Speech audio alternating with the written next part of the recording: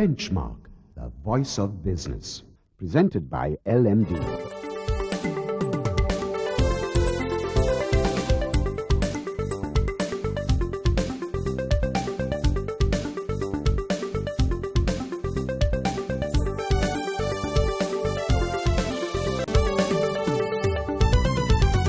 On this edition of Benchmark, in the hot seat is Suresh Mendis, the Chief Executive Officer of Classic Travel, as we explore Sri Lanka's outbound travel landscape.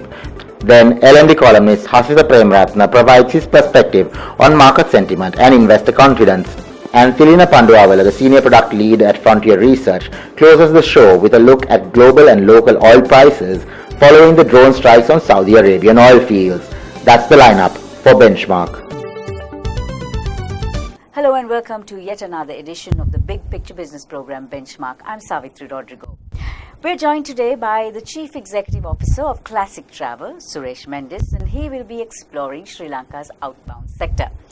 Ahead on the program, we hope to provide some insights on how the outbound sector addresses the emerging segments of the millennials and Gen Z, which markets are key to growth of outbound travel, and are Sri Lankan tourists concerned about making sustainable travel choices? So some questions there, plus a few more for Suresh. Welcome to Benchmark. Thank you, Savitri. Thank you very much. How do you view Sri Lanka's outbound travel sector? See, over the last couple of years, the Southeast Asian market has been growing, and statistics show that, and growing rapidly as against the rest of the markets. And Sri Lanka being what we are in the Southeast Asian market, we have been growing marginally. The growth should be more, because when you just analyze figures, it shows over the years that we have grown by about, say last year to now, we have grown by about 12-15%. But if you actually check the passenger numbers who have gone out of Colombo, there's a decline, you see. So that shows two things. One is that the airfares have gone up drastically. So the airlines must be smiling now because they're better off than what they were. And the other thing is the people itself have taken a bit of a toll on. I mean, what happens is, I think when you have extra money, when you have, whatever, first thing you do is dress well. The second thing you do is travel. So obviously the dressing and the travel has taken a bit of a beating, over the last couple of years. And especially April, the incident that happened in April, took a beat on every business that was in the country. So travel was one of them. And May was, I suppose, one of the worst months of the whole industry. But it picked up. So we are hopeful that it will pick up. And the way it's taken off, I think next year, say second part of this year, and next year will be really fabulous. And so let's see. We are waiting for that. So just going back to something you said Southeast Asia took off. There was a boom, sort of. What was the reason for that? What they're saying is that most of the US and most of the other countries have come to sort of saturation point, because they have a lot of internal travel, but travel out of countries have sort of slowed down a little bit. A lot of people travel internally, and that's not counted into our calculation. You have to travel from a country to another country, you see. So that's important. And Southeast East Asia, what they say is, like, people like China have actually taken up to travel, because there was a total travel ban on Chinese a long time ago. Their passport was, I think, valid for only a couple of countries, and that was also in the region like Hong Kong and places like that. But now they're allowed to go, and with that the travel has taken off. And what happens is, if a fraction of the Chinese start traveling, that's a whole new market out there, So along with the Chinese, the rest of them have also taken off, like places like even Sri Lanka, then even Indonesia and Thailand. All of them now do travel a lot, Even Australia travels a hell of a lot. And a lot of them come to Indonesia and places like that. So travel is actually, I think the growth they are expecting is about 30%. That is huge in the travel industry. 30% is huge over the next year or so, places like that. So you mentioned again the aftermath of the April debacle and everything that happened beyond that. But the depreciation of the rupee has been happening for the last year or maybe a little more. Has that impacted travel out of Sri Lanka? Oh, it has, because see, the airlines are smart as well. Now what they did was, just about a couple of months ago, they based the fare on the US dollar, which means our headline currency turned out to be US dollars. That is because of the depreciation factor. Now what that means is that we are going back a lot, because there are only about 4 countries in the world which have a headline currency of US dollars, which is like Tanzania and Sudan and places like that, you see. So it's not a good thing for the country for that to happen, but I suppose the airlines also had no choice, because if you just analyze and see the way the rupee has gone down, I can remember, say, 15 years ago or 20 years ago, a basic ticket to Kuwait would have been like, Kuwait or some place in the Middle East would have been like, 12,000 rupees or 10,000 rupees. Now, it's going at 18,000 or 20,000 rupees, which is 100% increase in whatever fare. But if you take the dollar depreciation from perhaps 35 rupees then to 180 rupees now, well, there is a big gap there. So the airlines have realized that, and they fought for this. And as travel agents, it becomes a nightmare for us when the rates keeps on changing almost, on a weekly basis or a monthly basis. So right now we have agreed on a monthly basis, but of course that could change, And if that happens, the customer suffers, because what I quote to you today, when you come tomorrow to buy the ticket, it would have changed because the dollar has changed.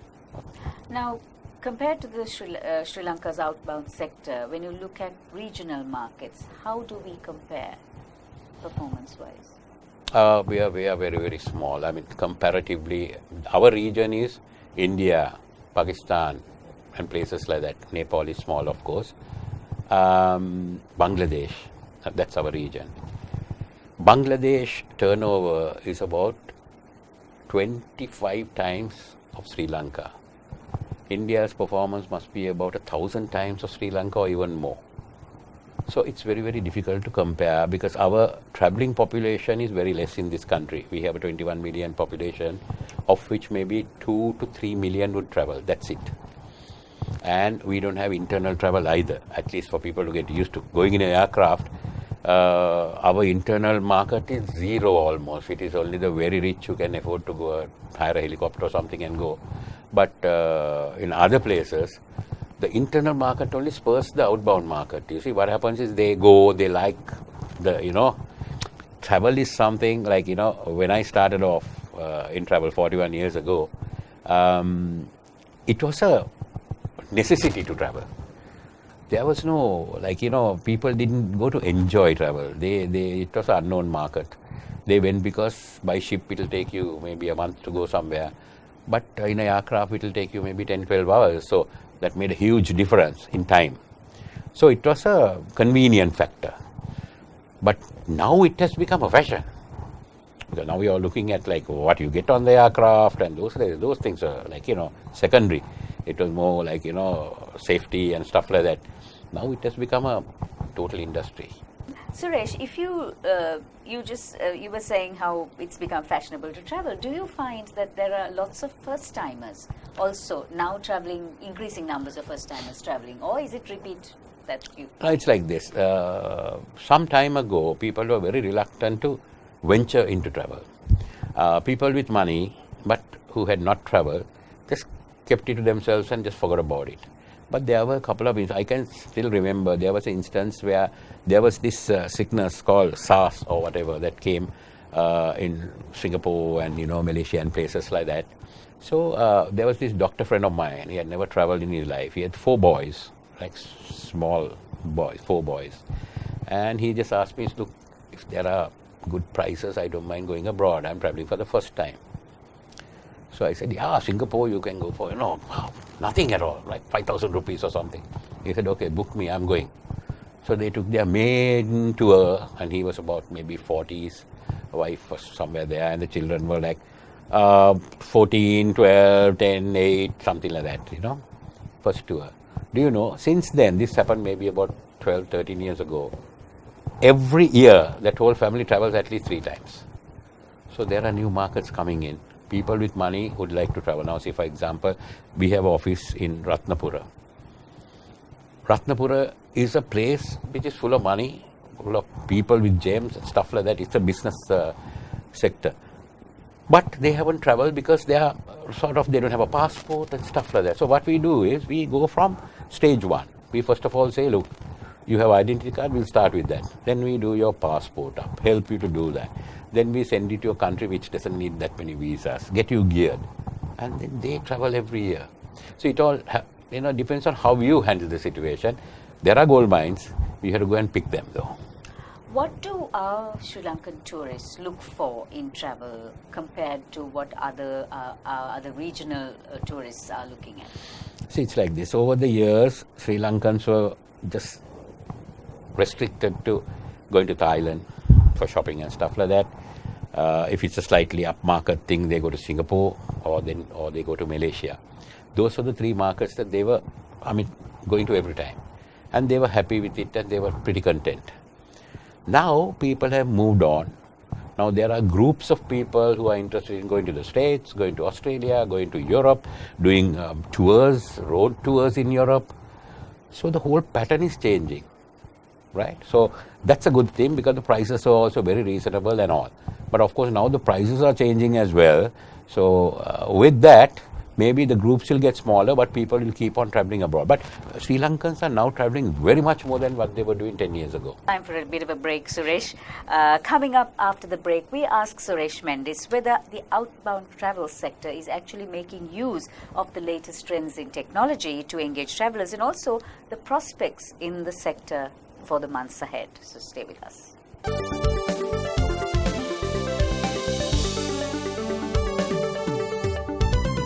LMD is making waves, airwaves. The next big thing from Sri Lanka's pioneering business journal. LMD podcast now online. Listen to our articles on the go at www.lmd.lk. Select, play, listen. It's that simple.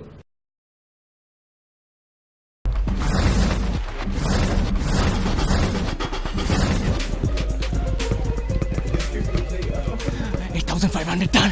1,500 to go. Hoorah! What on earth are you doing? I'm making money. You're crazy. Crazy for money.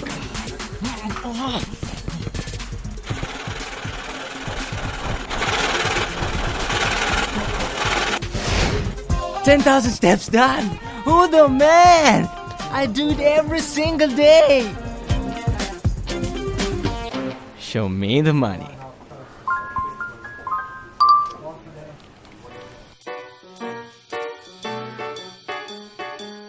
So you run 10,000 steps every day, huh? You must be fit. Some days I do 20,000.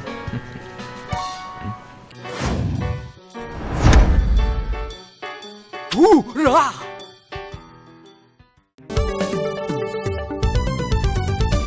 Thank you for staying with Benchmark. We're chatting with the CEO of Classic Travel, Suresh Mendis, on the outbound travel sector in Sri Lanka.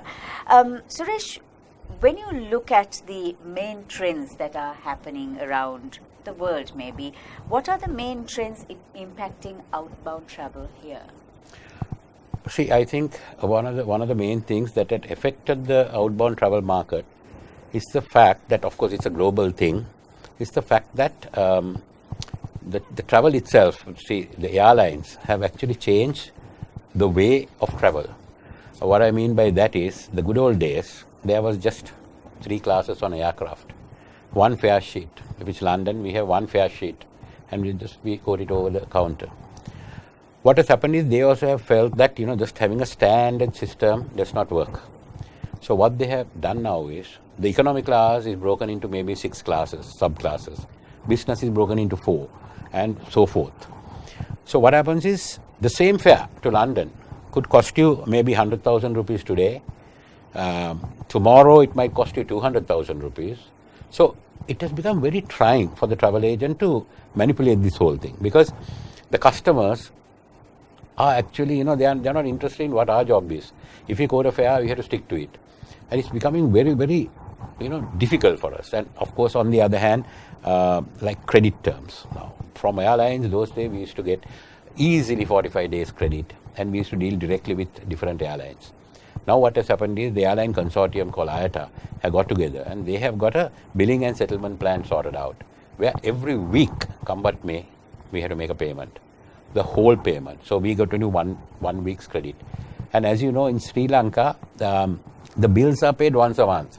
Salary also comes once a month. So for them to pay in a week, it's like almost impossible, especially for corporates and individuals. So that's also becoming trying. So, but of course, we have to manage all that and move on. Booking.com says that 72% of people believe that travelers must make sustainable travel choices to save the planet for future generations. Now, you're smiling. So, are Sri Lankan tourists concerned about making sustainable travel choices? Yes and no. I think this whole thing starts from our outlook of Sri Lanka. As you know, Sri Lankans are pretty laid back, and they actually, I think the last thing on their mind is saving the planet.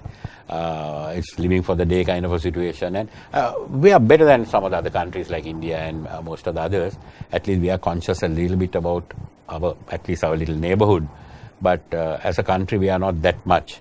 So I would say that there are some people who are very, very interested in traveling to countries where they can sort of help out in some way. But mainly, that's not the case. They do basically just, go for the sake of going and coming back. Do you think it will change with the younger generation? Are you seeing more young people traveling now? Young people do travel now because it has become very affordable, the way they travel. You see, they will go to a B&B, they will book a dormitory somewhere, and they will, which no one else wanted to do then. Even if the facility was there, people were scared to do it, and they were not sure. Of course, these young ones learn sometimes the hard way, but they're learning, and they're trying out, and then they through experience they know which ones to book now, and of course it's increasing tremendously. And do you see them making sustainable travel choices? They do. Funnily, they do, which is good for our future. At the end of the day, we know that the younger generation will actually think far a little bit and try to help the world, instead of just helping themselves. So how do you rate the competition in the outbound travel sector here in Sri Lanka? I would say that it's pretty fierce. But again, it depends on how you sell your product. I mean, if you have something different to sell, there's always a market for it. But if you do the same old thing that everyone else does, your days are kind of numbered, you see. So, I mean, there are so many things that you can do out of the box. And that's what keeps the travel agent going. Because, I mean, if a person goes on the internet, books a ticket, that's fine. That could be even cheaper than what we can sell the ticket at. But if it's a complicated itinerary, if it's going around the world, the travel agent should be in a position to give the best options, give the best hotels, because we have a package of, everything. It's a basket of things that we offer. And once we offer the whole thing, the client will pay that 10% more for convenience. So I think the travel agent will survive in this, provided he's up to date, and more than that, provided he's willing to take risks and, change things. According to Google, 79% of global travelers actually made decisions after researching on their smartphones. Now, in your opinion, is the local sector actually using or maximizing the use of technology in travel? I would say yes and no. Yes, because the younger ones wouldn't do anything without referring to the phone, right? The older people still want that travel agent to come to their office, fill up their visa form, do all that for them. So, so it's basically 50-50. Like in other countries in the US, I don't think any travel agent visits anywhere, and they all do it on themselves, and even Australia and places like that. India, travel agent plays a major role still, and again, I suppose it has something to do with the visa part of it as well. In Sri Lanka, of course, it's a 50-50 and it will remain that way. Just as a final question, Suresh, what are the prospects for Sri Lanka's outbound sector for the rest of 2019? See, as I told you, it took a bit of a dent the last over the April issue that we had, and but I can safely say that it had taken off well. Looking forward to the next year or so, because I think travel is going to boom. And more than anything else, Sri Lankans have to go out to sell their product as well. Because the more the travel bans and stuff that are coming from other countries, see, what happens is the travel ban is a thing that comes in when the country is in a serious situation. But the seriousness of that situation, I think, went off within a month. But the travel ban will come back on only after a year, because that's the way they do things, because they don't want to take any chances. So, in other words, even the businessmen who were coming here cannot come anymore. They're worried. So our people, if 2 people are trying to go abroad, now they have to take a whole team of 10 people to sell their product. So travel will increase. During the next year, it will just take off. I'm very positive about it. So we're looking at green fields and blue skies ahead. Very much, very much. Thank you for joining us, Suresh. Thank you, Savitri. So we have been chatting on Sri Lanka's outbound travel sector with Suresh Mendis, the Chief Executive Officer of Classic Travel. He's been giving us some insights on how the outbound sector has been performing and also what lies ahead. On the other side is Anushan Selvaraja with more.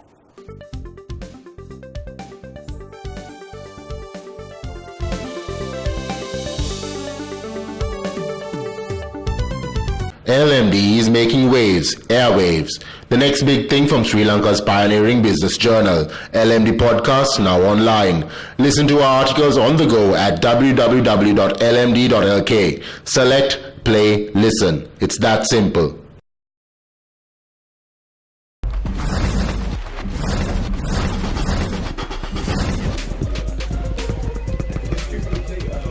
$8,500 done. 1,500 to go. Hoorah! What on earth are you doing? I'm making money. You're crazy. Crazy for money.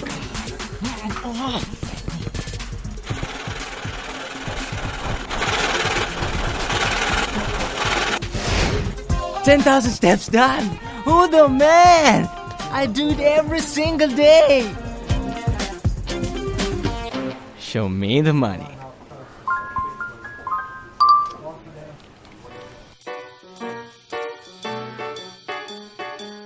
So you run 10,000 steps every day, huh?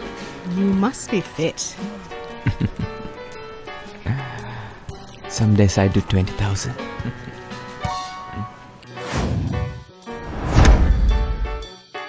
Hoorah!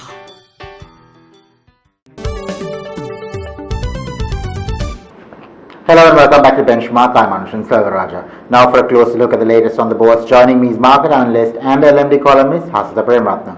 Welcome back to the show, Hasita. Now, as usual, how is the bourse performing? Yeah, so the market has been relatively stagnant in the last few weeks. We saw in July a substantial pickup in the market. After that, right through August and till date on in September, things have been relatively static around 5,800 points level. So it's been hovering in a narrow band with profit taking and relatively decent activity levels, but not so great to talk about in terms of compared to what it was in July, where we saw a sudden boost coming in. So definitely that momentum has slowed down, but then having said that, it's been holding ground in a narrow band. The recent attack in Saudi and its effect on the oil prices, Hasita, how is that going to affect our region?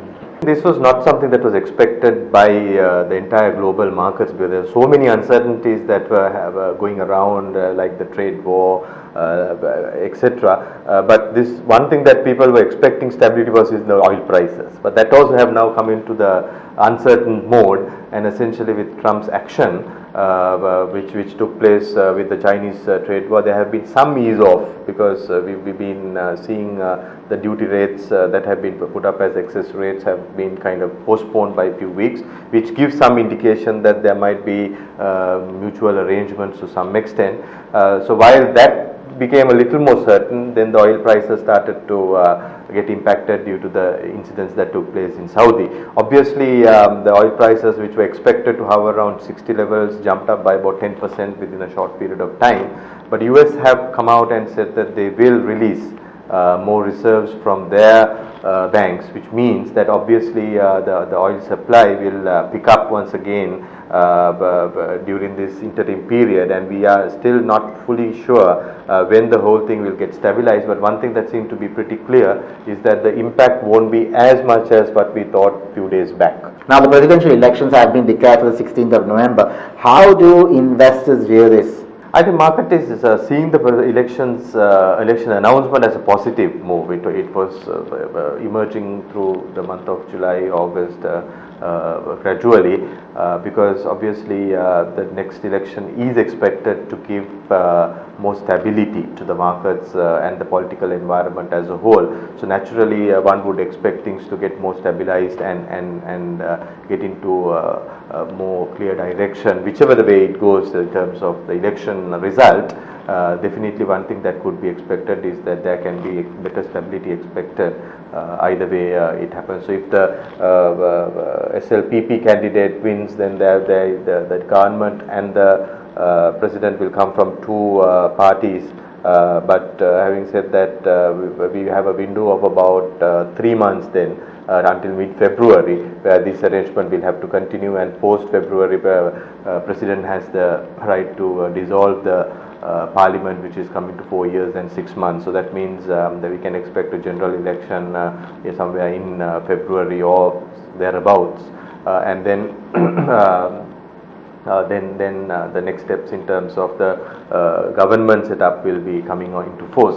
If you look at the other side, where if the UNP candidate has a better chance of winning, then obviously the government and the president will come from the same party, which means that there might be continuity of this government or this cabinet and the government for more time, at least till 15th of August, which is the timeline to end the period. So either way, what it seems is that we are getting into more proactive decision making mode, which is what probably the investors would like to see, and better alignment right across between the executive and the legislator, which should prevent and reduce the type of problems that we are going through right now in the policy framework. Because that tussle between the executive and legislator is something that need to be there to some extent, because otherwise we saw when both executive and legislator align too much into one direction, then it goes out of control and the governance issues come in, and similar other issues can step in as well. So it's very important that balance is being maintained, because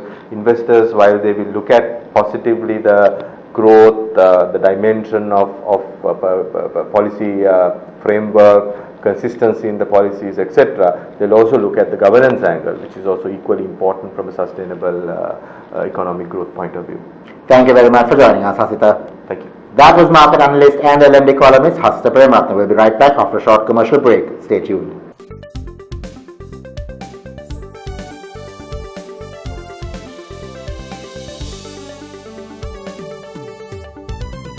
LMD is making waves, airwaves. The next big thing from Sri Lanka's pioneering business journal, LMD Podcast, now online.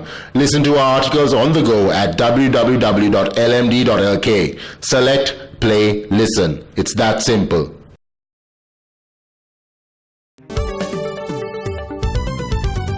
Welcome back to Benchmark. I'm Anushan Selvaraja. The oil industry took a bit of a beating last week with the attack on Saudi's second largest oil field and refinery. So to find out what sort of impact this would have on our region and us in particular, joining me, Senior Product Lead from Frontier Research, Tilna Panduavela.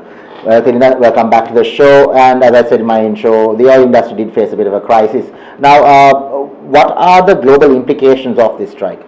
Yes, Anushan. So, depending on considering what happened over the weekend, there was an increase in price on Monday and even on Tuesday. But today morning, prices seem to have settled back, especially given the fact that there has been no real escalation of conflicts in that region, and the fact that Saudi Arabia has come out and said that they will return their production to normal by the end of the month. And Trump has also said that if required, he's ready to release US's strategic reserves to the market to calm down any volatility in the oil market. So it seems that for now, in the very short term, the market has calmed down from that immediate uptick in prices that happened on Monday. So what sort of impact would this have on the Asian region per se? So for Asia and countries like Sri Lanka, which are net oil importers and also dependent on remittances from the Middle East, so those are the two main channels of impact. Higher oil prices means that we'll have higher current account deficits to deal with, higher import bills, and with remittances, if there is actual conflict with migrant workers returning to their home countries, a reduction in remittance inflows. How would this affect our much touted pricing formula? So the pricing formula does take an average of prices. So if the current spike in prices does reduce, the market is calmed down and supply returns, then of course the average might not really be hurt by too much, and any increase in prices might be minimal because it will happen the 10th of the following month in October. So the actual impact could be less. But however, if conflict does escalate, prices keep increasing through the month, then it could lead to probably a higher increase in October. But the government is constrained by the upcoming elections. Thank you for joining us, Tilna. Thank you, Anushan. Thanks for having me. That was Senior Product Lead from Frontier Research, Tilna Panduawala. Thank you for watching Benchmark, and we hope to see you again next time.